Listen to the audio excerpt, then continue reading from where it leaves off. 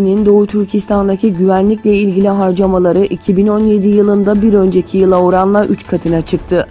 ABD merkezli düşünce kuruluşu James Town Vakfı'nın yayımladığı rapora göre Çin 2017 yılında Doğu Türkistan'daki toplama kampı ve diğer gözaltı merkezlerine 20 milyar yuan para harcadı. Bu bir önceki yıla oranla %213 artış anlamına geliyor. Ayrıca Almanya merkezli Avrupa Kültür ve İlahiyat Üniversitesi'nden antropolog Adrian Zenz, cezai şüpheliler hakkındaki kovuşturma harcamalarının önemli ölçüde sabit kaldığını ve sadece küçük suçlar dahil sözde suçlara yönelik birkaç yargılama yapıldığını, buna karşın 2016-2017 döneminde cezaevlerine harcanan masrafın en az 2 katına çıktığını kaydetti.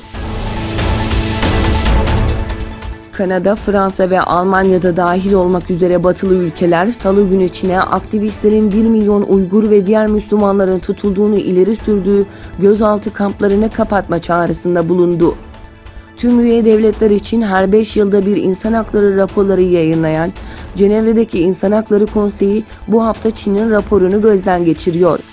Konseyde yapılan tartışmada Pekin etnik azınlıkların özgürlüklerini koruduğunu savundu.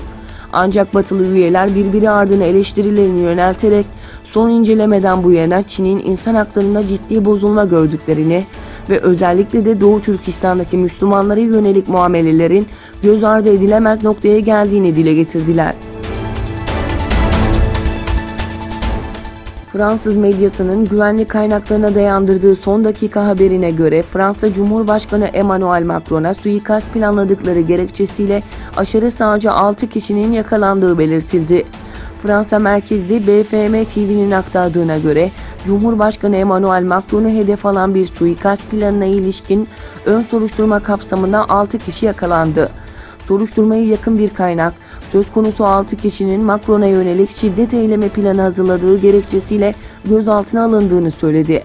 Zanlıların aşırı sağcı olduğu belirtildi.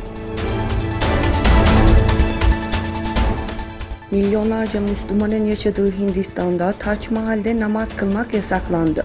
Hindistan'da daha önce Taç Mahal türbesinde cuma namazını yasaklayan yüksek mahkeme vakit namazlarına da engel getirdi.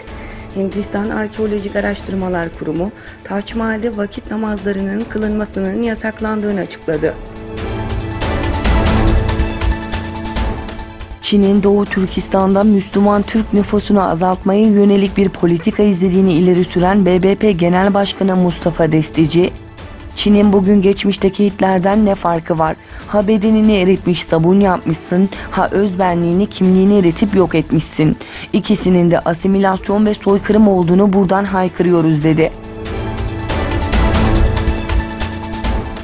Endonezya İslami Savunma Cephesi lideri Rizak Şihab, Suudi Arabistan'da güvenlik güçleri tarafından tutuklandı. Endonezya İslami Savunma Cephesi lideri Muhammed Rizak Şihab, bir süre önce yerleştiği Suudi Arabistan'da güvenlik güçleri tarafından tutuklandı. Endonezya Dışişleri Bakanlığı, Şihab'ın Mekke'de güvenlik güçleri tarafından sorgulandığını doğruladı. Doğu Türkistan'ın birçok bölgesinde anne babaları toplama kamplarına götürülen sahipsiz çocuklar, Kaşgar, Hoten, Gulca illeri başta olmak üzere onlar için tesis edilen Çinileştirme merkezine yerleştirildi.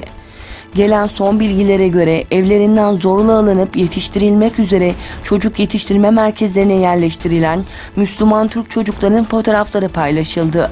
Çocukların küçüğü 1,5, büyüklerin ise 4 yaşında olduğu belirtiliyor. Konuyla ilgili açıklama yapan Etik Başkanı Karakaş, Uygur Türk'ü çocuklar o tesislerde aile terbiyesi, örf adeti, kültür medeniyeti, dil ve yazısından kopartılarak Çinileştirilecek, ötekileştirilecek ve her zaman aşağılanacaktır. Kendi ırkından nefret eden, Türk olduğundan utanç duyan ve ebediyen kendi milletine kin güden bir topluluk olarak yetiştirilecektir.